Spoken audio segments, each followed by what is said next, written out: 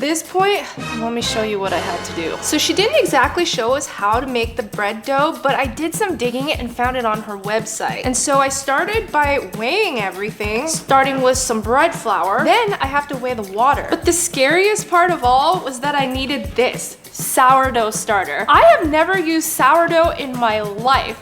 And so I'm pretty intimidated by Did you see that intimidation? this. But I added everything else that went into this recipe, including some fresh diced strawberries, and she even said to give it that beautiful pink color, you gotta add some freeze-dried strawberries. And once that stuff was done, all I had to do was put a dough hook and let it mix for 8 minutes. Seems easy enough, right? This machine is on its last limb, but my dough is done. And all I had to do was transfer it to another bowl. She topped hers with a lot more freeze-dried strawberries, so I did the same. And what I noticed was that my dough was nowhere near as vibrant as hers. And now I'm thinking, did I do something wrong? But now we need to let it rise for 6 hours, which is exactly where we are now. My dough looks nowhere near as doughy as hers, but at least it rose. But now she pours the dough onto a working surface. I didn't get to do the satisfying punch. Cuts them into 6 little dough balls and then shapes them into bagels. She rolls it up and then she does some kind of voodoo magic like this. I did take over a bagel shop once though, so you'd think I'd actually know what I'm doing. Nope. Anyone want a Minecraft bagel?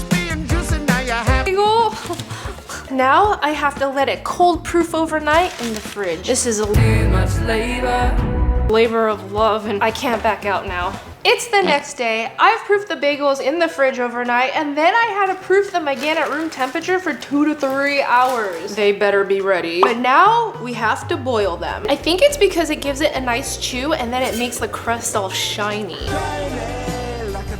But we'll see. And then I'll scoop them out, kind of drain it right onto my baking sheet and into the oven at 425 degrees. I don't know about you, but these are just about the ugliest bagels I've ever seen. Let's hope they bake off well. So while the bagels are baking, she actually makes her cream cheese from scratch. But we're gonna save that recipe for a different day, and I'm just gonna use my good old cream cheese block. Into the blender it goes. But she doesn't stop there. She adds in a whole slice of honeycomb. Whoa. I can honestly say I have never had the wax from a honeycomb before. I wonder what it tastes like. Waxy, like that wax candy. I thought you're supposed to spit out the wax though, so I'm not really sure why we're blending this all together. And I can't believe it, but we have bagels. Oh my gosh, they actually look real. This is so cool. Let's hope it tastes good.